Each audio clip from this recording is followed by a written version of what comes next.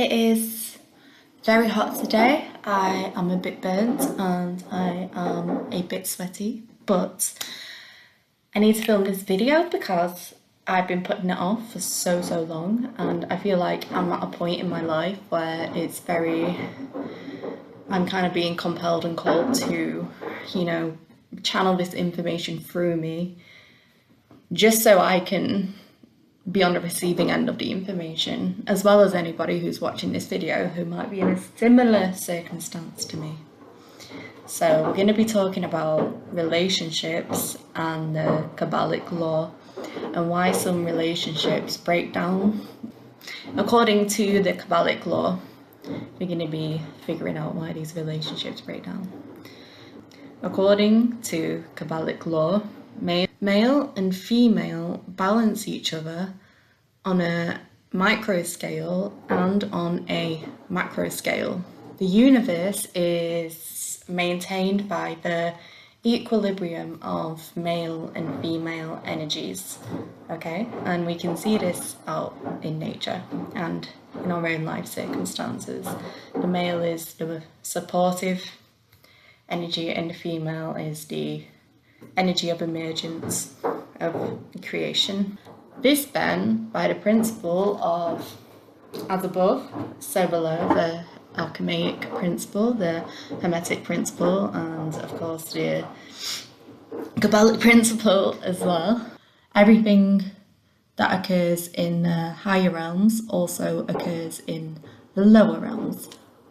By the principle of as above, so below, this means that relationships are the balancing of the male and the female. They balance to create an equilibrium that is appropriate for material reality, as in it has been balanced to the point where it can manifest in material reality with a strong foundation, for it to fully manifest. It needs the equilibrium to manifest and solidify the relationship, essentially.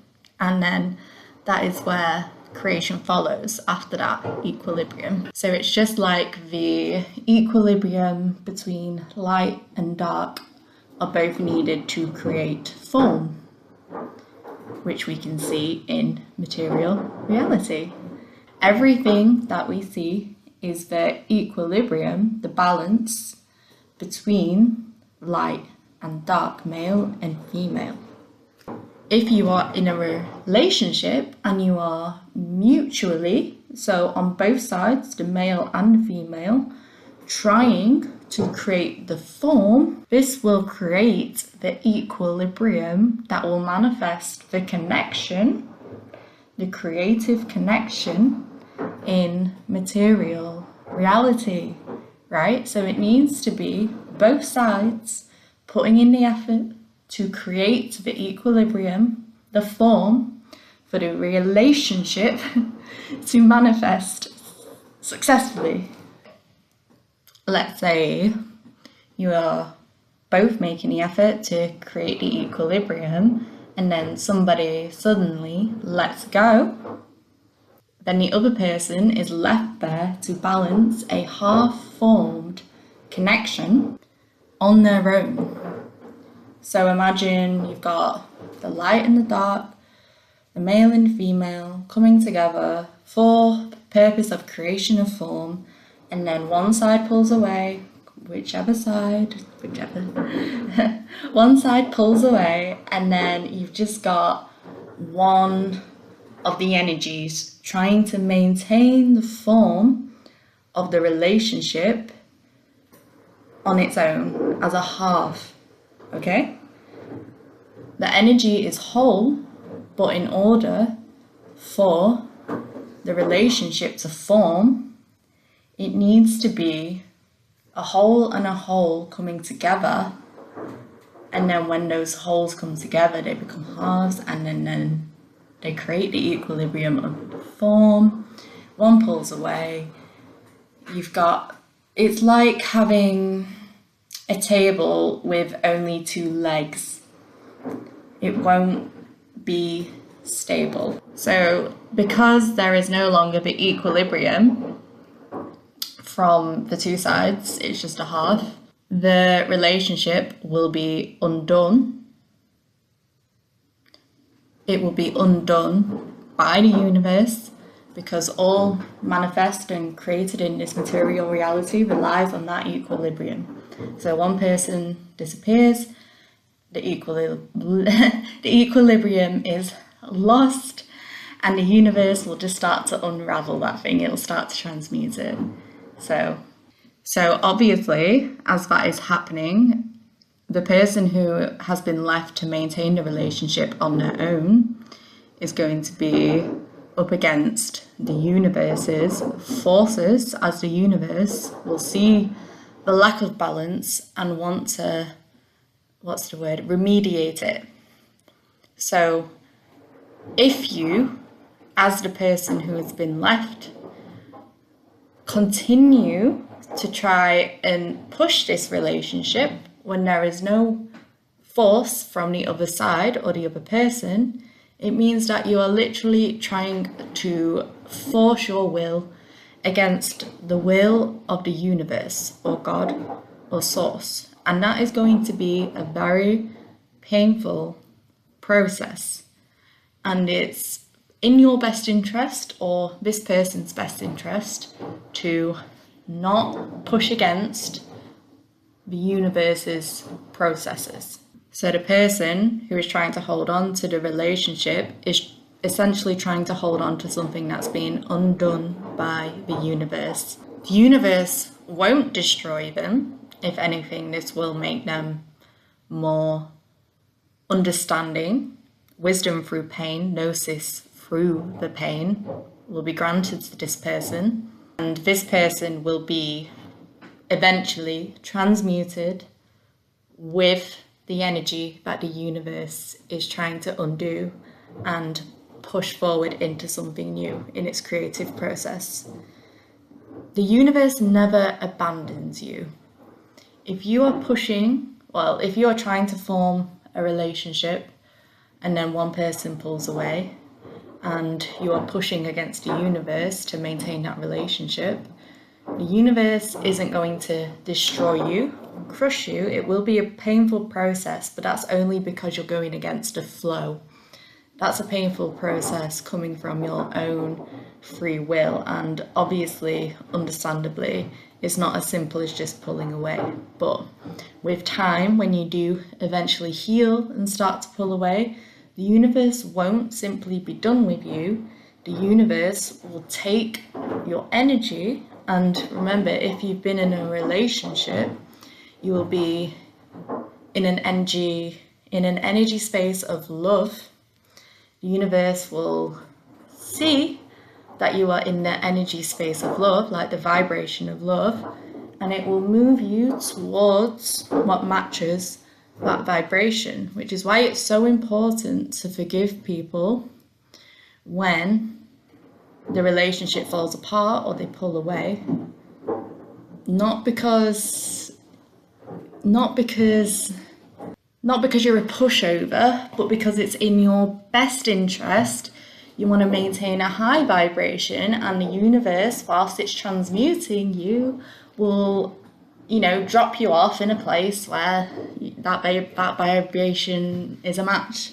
So if you're vibrating in the state of love and forgiveness and gratitude for whatever happened, then the universe will, like you're like a rock in a river, and it will wash you up on a nice shore where you're an energetic match.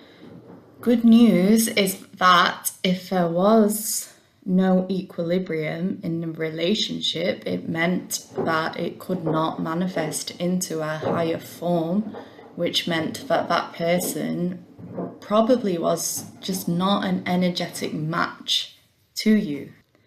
And the universe will move your energy towards your energetic match during the transmutation process. The person who pulls away, if they weren't invested emotionally, because love is the binding force, then they don't go through the transmutation process like the person who tried to stay in a relationship will have done. If they pull away, there's like two sides to this. If they pull away and they are unattached, but they are your energetic match and there are love feelings involved, then there will still be a slightly diluted equilibrium. Remember that lust and fear are both birthed by the illusion of separation.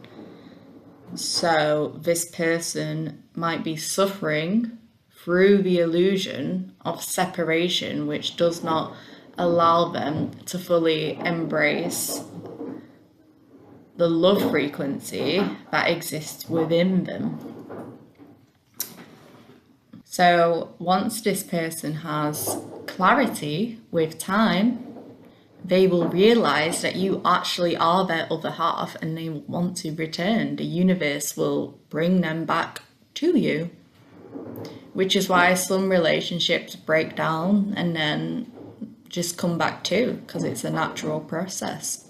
But if you aren't each other's halves, then that equilibrium can just never be created, and they probably won't come back, or they'll try to come back in the future, but you'll have been deposited to a place where you're allowed to vibrate at your highest form, and you just won't be on that same wavelength anymore. You'll recognize that that isn't where your future and your form lies. Like it wouldn't be your place in the universe anymore, and you'd recognize that. So you need to be careful and have discernment around people who might decide to come back and re-equalize that relationship, but through wisdom of the relationship breaking down in the first place, you will now have that discernment. You'll now recognize the patterns.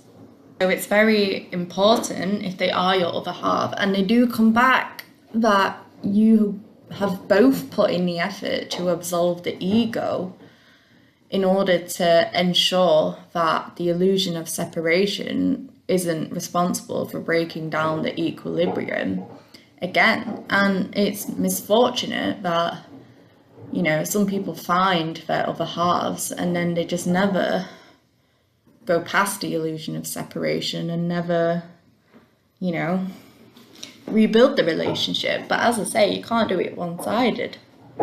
And the universe knows that. It's so easy to absolve the ego if real love is present. If it's not illusory love, if it's real love coming through the heart space, which is the creative force of Source, the creative love of Source, which binds the whole universe together, then it will naturally absolve the ego, because real universal love from Source has no ego, has no concept of ego. The ego is just a blockage, an illusion created by the mind, and the illusion of separation, which is why love is so important in relationships, because you want that breakdown of the ego in order to maintain the connection when there's miscommunication or things in the material reality try to break down the relationship. Things that are caused by the illusion of separation in material reality come to try and break down the relationship. If you both have absolved the ego, then you will be able to recognize what is real and what isn't real, and the relationship will only manifest in complete strength. It will be complete form. So the presence of love from both sides will bridge and will help you monumentally to determine if this, how will have the discernment to realize and understand if this person truly is your other half. If you absolve the ego and let go of the fear of being out of control when your relationship breaks down, and I know that it is so difficult, but if you absolve the ego and let go of the illusion of separation, then the God frequency or source will come through your heart space and give you all the answers that you need. Anything done out of real love, real egoless love, is the actions of Source or God, Adonai. When you do meet your person, your connection will fully manifest and solidify and will be of pure love. And it will be so worth it. Thank you for watching. I hope this has helped someone.